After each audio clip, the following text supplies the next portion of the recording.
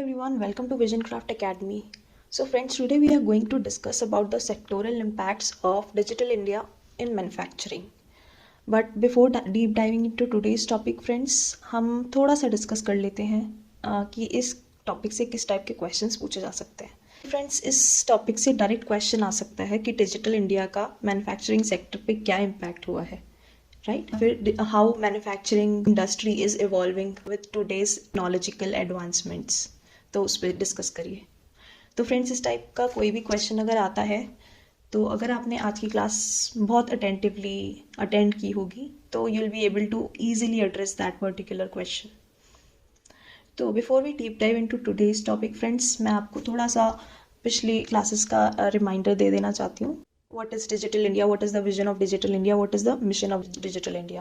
Then हमने discuss किया था कि what are the 9 pillars of Digital India. फिर हमने बात करी थी कि एग्रीकल्चर सेक्टर को डिजिटल इंडिया ने कैसे इम्पैक्ट किया है, right? And we discussed about lot of examples also in agricultural space जहाँ पे technology is really playing a vital role. तो फ्रेंड्स, आज की क्लास में हम डिस्कस करेंगे कि मैन्युफैक्चरिंग सेक्टर के क्या हाल हैं। And before deep diving into today's topic and discussing about the impacts, we will discuss about overall manufacturing sector as a whole, and then we will discuss about the impacts later on. तो चलिए without any further delay let's get started. तो friends, आप लोग जानते होंगे कि manufacturing sector की importance देश की इकोनॉमी में बहुत ज़्यादा होती है, बिकॉज एम्प्लॉयमेंट के हिसाब से अगर आप देखेंगे तो आज के समय में मैन्युफैक्चरिंग सेक्टर का देश की जीडीपी में क्लोज टू 15% कॉन्ट्रीब्यूशन है, जिसमें 12% of countries workforce directly employed है इस पर्टिकुलर सेक्टर में, right? For example pharmaceutical industry की बात करें, आप ऑटोमोबाइल इंडस्ट्री की बात, कंज्यूमर ड्यूरेबल्स की बात करें। ड्यूरेबल्स आर द प्रोडक्ट्स जिन्हें कंज्यूमर ज़्यादा लंबे समय तक यूज़ करते हैं, जैसे कि fridge, for example fridge, TV, laptop etcetera. तो फ्रेंड्स, अब बात करते हैं कि हमारी सरकार ने कौन कौन से इनिशिएटिव्स लिए हैं to improvise this particular sector as a whole. तो very first initiative, everyone is aware of this make in India initiative, right? Then अलग अलग जगह पे स्पेशल इकोनॉमिक जोन्स इस्टेब्लिश किए गए हैं जहां सरकार टैक्स बेनिफिट्स देती है, स्पेशल रियायत देती है ताकि कंपनीज को इनवाइट किया जा सके कि इन जोन्स में आके वो मैन्युफैक्चरिंग करें। तो friends, manufacturing sector has lot of potential, इसीलिए गवर्नमेंट समय समय पर स्पेशल स्कीम्स भी अनाउंस करती रहती है। जैसे कि इस बार का आपने बजट एलोकेशन देखा होगा तो उसमें सेमीकंडक्टर और डिस्प्ले मैन्युफैक्चरिंग इकोसिस्टम के लिए गवर्नमेंट ने 6,903 करोड़ का एलोकेशन किया है, राइट? इसके अलावा भी अगर आप manufacturing sector as a whole की बात करें तो there are various schemes that government has launch and various initiatives, जिसको लॉन्च करने के पीछे गवर्नमेंट का एम था कि ज़्यादा से ज़्यादा हम इस मैन्युफैक्चरिंग सेक्टर को कैसे लेवरेज कर सकें, right, for our country's economy. तो कुछ इनिशिएटिव्स थे जैसे कि प्रधानमंत्री मुद्रा योजना, जिसमें सरकार लोन्स प्रोवाइड करती है, right?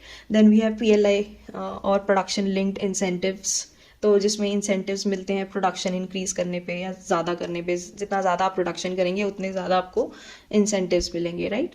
Then we have PM Gati Shakti national master plan also, जिसमें हमने इंफ्रास्ट्रक्चर पे फोकस किया है, उसको मजबूत करने की कोशिश की है for multi modal connectivity, right?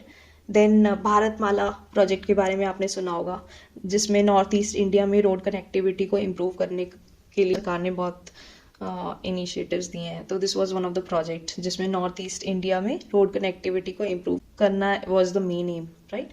Then startup India, जिसमें स्टार्टअप्स को प्रमोट करने का प्रोग्राम था, right? Then Make in India, like I mentioned before, right? Very very famous among all initiatives. Then एक इनिशिएटिव था आत्मनिर्भर Bharat, right? That was a campaign कि हमारे देश को खुद पर डिपेंडेंट बनाने के लिए, जिसमें इम्पोर्ट डिपेंडेंस रिड्यूस हो, राइट? ज़्यादा से ज़्यादा हम खुद अब जो भी हमें चीज़ें इस्तेमाल करनी है उसका मैन्युफैक्चरिंग हम खुद अपनी कंट्री में कर सकें rather than being import dependent, right? तो इन चीज़ों से क्या होता है, कॉम्पिटिटिवनेस डेवलप होती है। तो this manufacturing industry as a whole is highly competitive friends, highly competitive sector. और कॉम्पिटिटिव इसलिए भी है क्योंकि हमारे देश में डेमोग्राफिक डिविडेंड है। जैसे हमारे देश में आप देखें तो यूथ की परसेंटेज इंडिया में ज़्यादा है, और सेमी स्किल्ड लेबर की परसेंटेज भी हमारे देश में बहुत ज़्यादा है, राइट? या तो अनस्किल्ड है या सेमी स्किल्ड है। स्किल्ड लोग ज़्यादा नहीं है, because it requires lot of training and education and all of that. तो मेजरली आप देखेंगे तो we have lot of unskilled and semi skilled population. तो डिमांड काफ़ी ज़्यादा है, because India is on the top when it comes to population.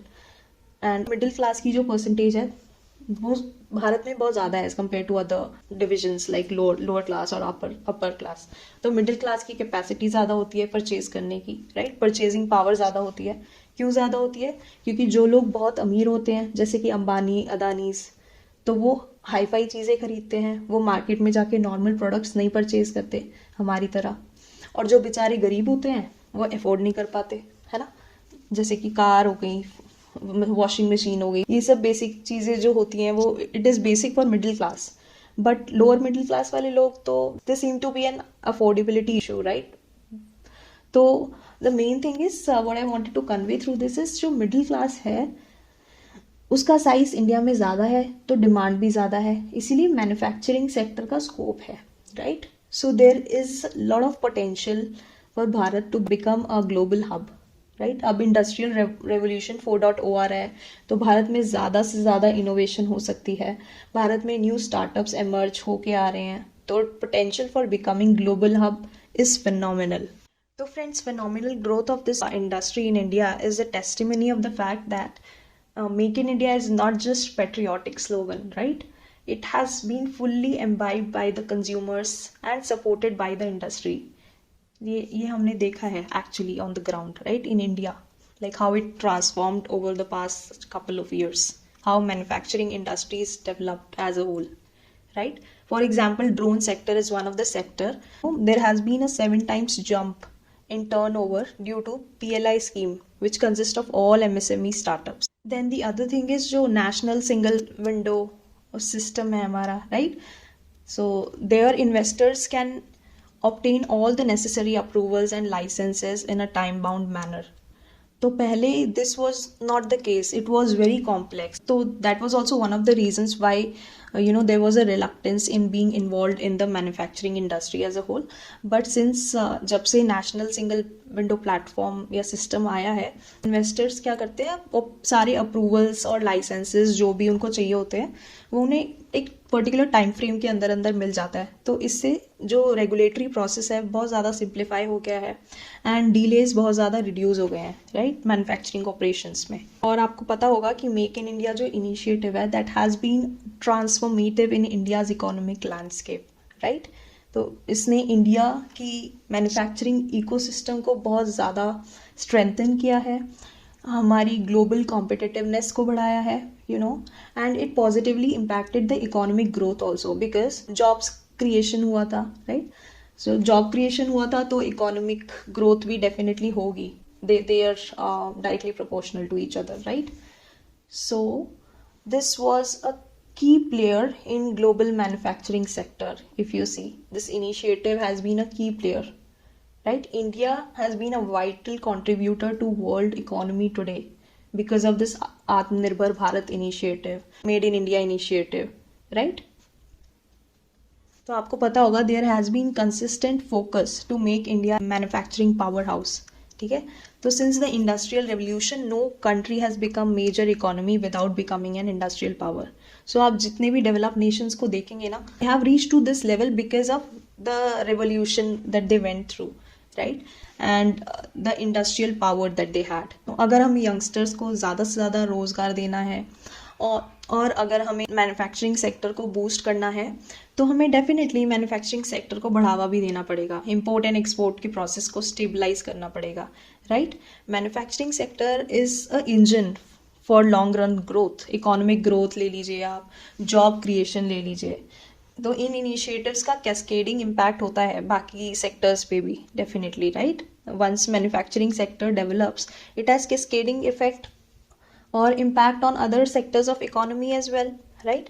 आज की डेट में India is world's fastest growing economy, and अगर आप स्टार्टअप की बात करें तो friends we are third largest startup nation in the world, right. We are fastest growing startup ecosystem. Unicorns की बात करें तो we have third highest number of unicorns globally, right?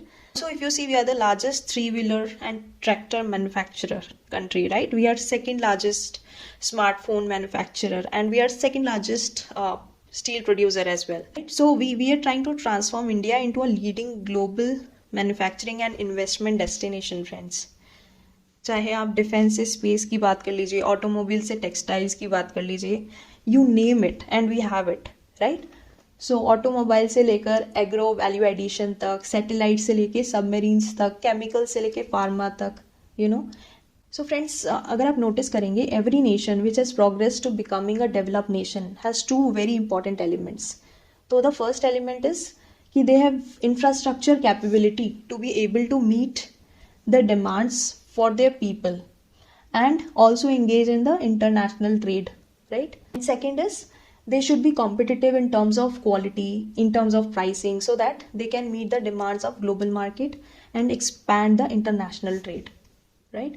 So our aim is to actually, if you see the Make in India initiative that our government initiated, its aim was to make India an integral part of global supply chain, right? So we have rapidly opened up our economy, and we have been rapidly inviting foreign direct investments to come and invest in the manufacturing sector of our country, right? As a result, India is now first amongst the world's most attractive investment destinations. Why India wanted to be a part of global supply chain? So let's come to that. So let's say if there is something that is getting manufactured at a global level, किसी भी चीज़ का अगर एक component भी India में बनेगा तो that component will be the most competitive one. तभी तो इंडिया में बन रहा है. सबसे चीप होगा, अच्छी क्वालिटी का है, फिर हम उसको इम्प्रूव कर सकते हैं. फॉर एग्जाम्पल, अगर इंडिया ऑटोमोबाइल में, टू व्हीलर में वर्ल्ड्स नंबर 1 है, तो इंटरनल वैल्यू चेन बन गया होगा कि कंपोनेंट कहाँ से बना है, टैक्सेशन सिस्टम कैसा होना चाहिए, लेबर कैसा आना चाहिए, एक्सपोर्ट कैसा होना चाहिए. Friends, this was the basic overview of this sector as a whole, because I thought कि डायरेक्टली हम इम्पैक्ट पे जंप करें, इससे बेटर है कि पहले हम थोड़ी सी इंट्रोडक्टरी पार्ट की भी चर्चा कर लेते हैं. तो चलिए अब हम बात करते हैं इम्पैक्ट की. Digital India is impacting the manufacturing sector as a whole. These are different areas which you can see on the screen, right, where we are seeing the impact of technological advancements in manufacturing sector. So very first thing is consumer profiling. तो consumer या customer profiling किसको बोलते हैं? हम customers को basically अलग अलग groups में डिवाइड कर लेते हैं, based on their similar characteristics या goals, right. So based on characteristics and goals of different customers हम उनकी ग्रुपिंग कर लेते हैं, जिसको हम कस्टमर प्रोफाइलिंग भी बोलते हैं. फॉर एग्जाम्पल, कंज्यूमर्स के परचेजिंग बिहेवियर और पैटर्न्स को नोटिस किया जाता है, उसके बेसिस पे वी कैन ग्रुप देम. या फिर we can go by industry demographics, जिसमें कंज्यूमर्स की इंडस्ट्री स्पेसिफिक डेमोग्राफिक्स को आइडेंटिफाई किया जाता है. लाइक फॉर एग्जाम्पल एज हो गई, लोकेशन हो गई, ताकि उनकी नीड्स को अच्छे से एड्रेस किया जा सके. Then third thing could be targeted interests, कि फॉर एग्जाम्पल हम किसी ग्रुप ऑफ कस्टमर्स को पिक करते हैं एंड देन उनके इंटरेस्ट के बारे में जानते हैं कि what they want to buy, why they want to buy that, right. So based on this criteria we actually group them, right. Then socio economic factors के अकॉर्डिंग भी हम ग्रुपिंग कर सकते हैं. Example, what is the income, what is their education, which job they are into, right. So based on these socio-economic factors also हम consumers की profiling करते हैं. उसके basis पे हम क्या करते हैं, once all this profiling is done based on these specific criterias, like ये जो मैंने examples दिए, जैसे purchasing behavior हो गया, industry demographics हो गई, targeted interests हो गए, then socio-economic factors हो गए. तो after grouping them or after profiling these consumers according to different criterias, हम क्या करते हैं, उसके बेसिस पे we create a pricing model and then we do advertisements, right. तो इससे क्या होता है, by utilising these customer profiles और consumer profiles, you can make informed decisions for your business using artificial intelligence. An example could be that you examine demand supply data, right. So all these things come under consumer profiling. you can term it as more intimate and detailed interaction with the customers, right? Which leads to more targeted product. For example, before Meta Watch was launched or before Amazon was launched, right? So this is the very first set of activity that they do कि consumer profiling करते हैं. Then based on that, they actually plan their further steps accordingly of building the product as a whole. So this is done through technology. Using these customer profiles, we can make informed decisions. And how these informed decisions are made? These are made using AI, right? So this was about consumer profiling. Now second is modeling and stimulation, right? This is nothing but it is a kind of digital transformation on factories through intelligent and autonomous production. इससे क्या होगा? इससे competitiveness improve होती है. We get the ability to take informed and optimal decisions technology की help से, राइट? और कौन कौन सी टेक्नोलॉजी यूज होती है इसमें? We make use of IoT, internet of things, then we have cloud computing, robotics, artificial intelligence, right? So all this come under modelling and stimulation. तो modeling and stimulation of entire ecosystem of factory operations. So basically this is the digital transformation of factory operations using technology like IoT, cloud computing, robotics, AI, so on and so forth. So there is a term called flexible manufacturing system, which is nothing but advanced production system that interconnects machines, workstations, logistic equipments, right? Entire manufacturing process is being coordinated digitally. So जिससे क्या होता है, हमारी जो delivery होती है product की, that is on time. Then हमारी मैन्युफैक्चरिंग को cost is reduce to a certain extent. Then it enhances the efficiency, right? इससे हमारी परफॉर्मेंस भी इंक्रीज होती है, इससे हमारी एक्यूरेसी भी इंक्रीज होती है. So all these things come under modelling. Then stimulation क्या होता है? Stimulation is nothing but like for example if you talk about let's say automobile industry, right? तो automobile manufacturing plant, for example. So what you do is you create a 3D virtual model of the product, right? 3D virtual model of the car, let's say. And फिर आप क्या करते हो? फिर उसको test करते हो एक stimulated environment में. आप उस कार की टेस्टिंग करते हो, right? It is nothing but this is called computer based modelling of real production system basically. तो आपने एक मॉडल बनाया, देन आपने स्टिमुलेट करके उसको टेस्ट करा जस्ट टू सी कि आप जो एक्सपेक्ट कर रहे हो क्या उस प्रोडक्ट की फंक्शनैलिटी उस आपकी एक्सपेक्टेशन से मैच कर रही है या नहीं. तो इससे क्या होता है? It allows manufacturers to test products and systems before they are build, जिससे कि वो आइडेंटिफाई कर सकते हैं कि if there is any potential problem and if there is something wrong they can actually take the next steps accordingly, right? And if everything goes good, then they can go ahead and start manufacturing the product as a whole, because आपने stimulate करके देख लिया that your product is working absolutely fine, right? Basically this is also used in manufacturing sector, and obviously this is done through technology, right? इससे काफ़ी time बच जाता है because आप टेस्ट कर लेते हो प्रोडक्ट stimulated environment में, जिससे आप that is cost effective also, rather than अगर आप एक lot of products आप बनाओ, then उसको टेस्ट करो, then उसमें आपका टाइम भी ज़्यादा कंज्यूम होता है, प्लस बाद में आप टेस्टिंग करोगे, लेट्स से बाद में आपको कुछ इश्यूज़ दिखे प्रोडक्ट में, it's not cost effective also, काफ़ी खर्चा भी हो जाता है. An example that you can quote here is about DigiBunai. So DigiBunai अगर आपको पता हो, it aids the weavers to create a digital art work, and वो ट्रांसलेट कर लेते हैं साड़ी डिज़ाइन को before they get loaded to looms. So basically this is nothing but एक ओपन सोर्स सॉफ्टवेयर है to optimise the pre loom process of design creation, graph generating etcetera, है ना, to display the fabric digitally with different colours and design combination before weaving. Let's come to the next point. So the next point is better linkages to market and distribution channels. This is self-explanatory. Here we are trying to facilitate end-to-end digital supply chain. E-commerce enabled trade कर रहे हैं हम, right? So online we are enabling the distribution channels of the products that we are manufacturing, right? So हम facilitate कर रहे हैं end-to-end digital supply chains को, e-commerce को हम enable कर रहे हैं, right? So that we can reach maximum number of consumers. Next is better resource planning. So one example of Better resource planning is ERP, that is enterprise resource planning, for better capital allocation and utilization of human resources, right? So using technology we are able to plan the resources in an optimal and best possible way, right? Then coming to next point is industrial information system. So industrial information system is basically a GIS enabled database, right, of industrial areas, जिसमें clusters, parks, zones etc.